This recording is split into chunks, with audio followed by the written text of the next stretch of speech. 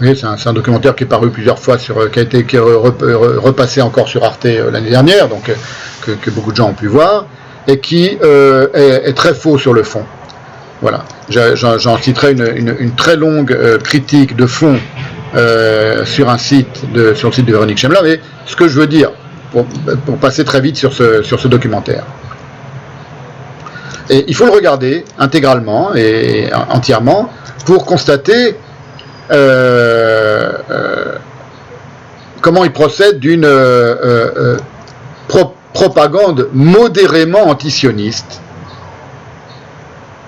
Et il y a une très longue analyse, je vous le dis, de ce documentaire, très argumenté, très documenté par Véronique Chemla, sur son site internet. Je la mettrai en référence dans la lettre d'information qui va annoncer et diffuser cette vidéo que je suis en train d'enregistrer maintenant.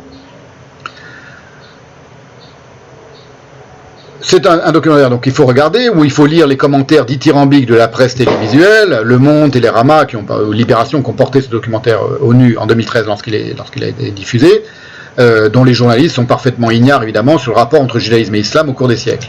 Pour constater comme la question de ce que j'appelle l'humeur massacrante de Mahomet à l'encontre des juifs de Médine et de Khaybar gêne aux entournures les intellectuels musulmans qui sont majoritaires dans ce document. C'est un point nodal de la naissance de la conflictualité, enfin de la naissance de l'apogée de cette conflictualité, c'est le massacre des juifs de Médine par les troupes de Mahomet et de la soumission des juifs de Khaybar après le massacre d'une délégation non armée de 30 hommes. Ça, c'est dans la tradition musulmane, on va le voir tout ça en détail. Eh bien, ce documentaire, lorsqu'il en parle dans le premier épisode, évidemment, à la naissance de l'islam, il est très gêné par cette question-là, l'humeur massacrante de Mahomet à l'encontre des juifs.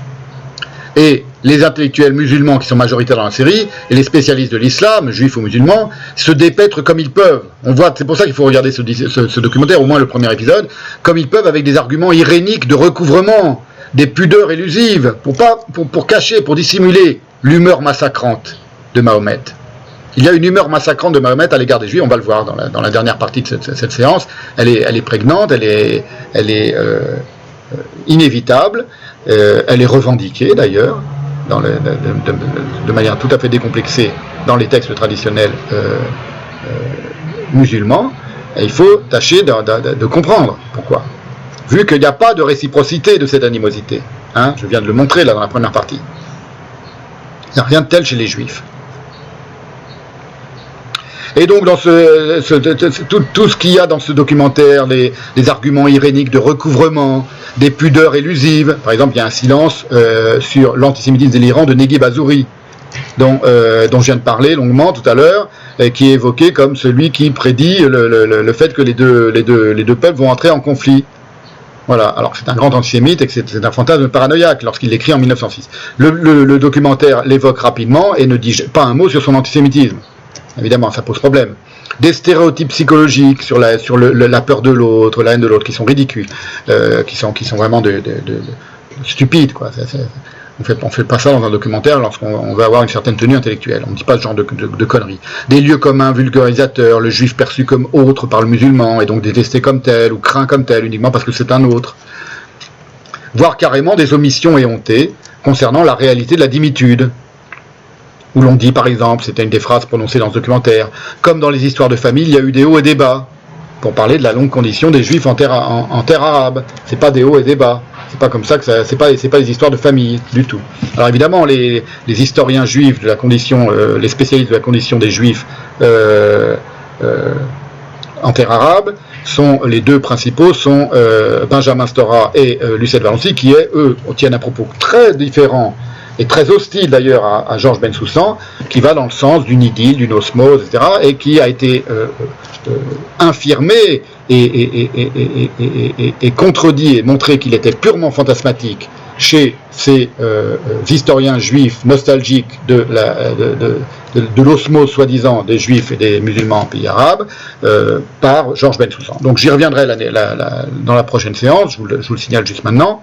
Donc cette idée d'une osmose et de haut et bas entre deux membres d'une famille, elle est fausse. c'est faux, c'est un fantasme, c'est un mensonge. Voilà, on verra pourquoi. C'est dans l'introduction du 4e épisode du commentaire. Tout ce documentaire revient à obscurcir, plus ou moins sciemment, l'énigme du conflit. On en revient à l'énigme du conflit. Pourquoi il y a eu un conflit s'ils étaient si proches, si loin, si proches? Pourquoi si loin s'ils étaient si proches? En niant toute conflictualité. C'est pour ça que j'en parle de ce documentaire. C'est le documentaire qui a été inventé, qui a été tourné pour nier la conflictualité du conflit. Le conflit, on ne peut pas le nier, mais la conflictualité, oui. On peut la passer sous silence, on peut la nier, on peut tout faire pour ne pas la voir. Par exemple, Raphaël Drahi, autre historien et spécialiste et universitaire juif, grand spécialiste du monde musulman, en conclusion du 3e épisode, s'exclame très candidement, très naïvement, il ne comprend pas. Comment peut-on être à la fois si proche, presque en osmose, dit-il, c'est lui donc qui prononce le mot osmose, et puis finalement se séparer? C'est une très grande énigme de la condition humaine, s'exclame Raphaël Drahi. C'est pas du tout une énigme de la condition humaine. Il faut se fantasmer cette osmose pour évidemment croire que c'est une énigme. C'est pas du tout une énigme, c'est au cœur même du message coranique et du message mahométan et du déploiement de la théologie musulmane.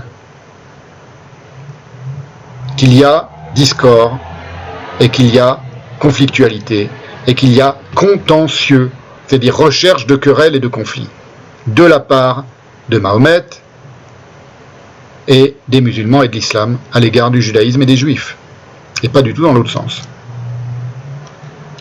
Alors, cette énigme, donc, qui ne comprend pas, elle s'éclaircit dès lors que l'on considère que cette osmose, soi-disant, était factice, et que cette complicité entre le judaïsme et l'islam, et entre les juifs et les musulmans, était superficielle.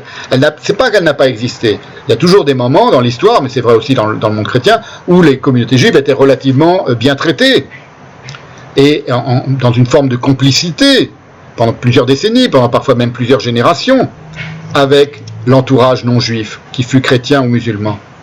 Mais le fait qu'il y ait, à certaines autres époques, des cataclysmes de pogroms et de massacres et de misères imposées, existentielles imposées aux juifs, ça montre que c'était que des accalmies.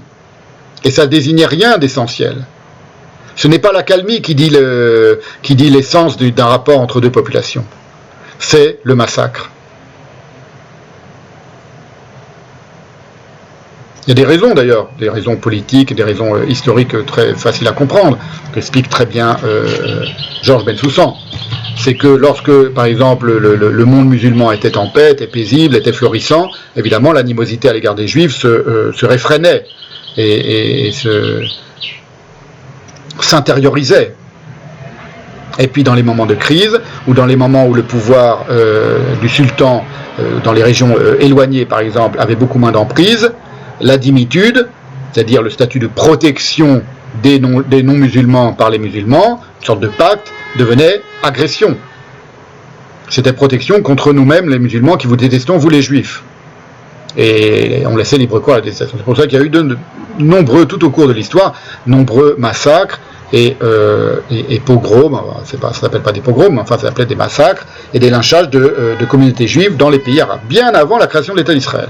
Et d'ailleurs, pendant toute la création de l'État d'Israël, pendant tous les débuts du sionisme, il y a eu aussi des lynchages et des massacres abominables qui ont effaré les Juifs, qui ne s'y attendaient absolument pas, dans les années 20, à Hebron par exemple, et dans toute la Palestine. Voilà. Ça, c'est pour montrer que la question de l'humeur massacrante, c'est aussi une grande question intellectuelle que personne n'étudie, et que moi je vais étudier aujourd'hui.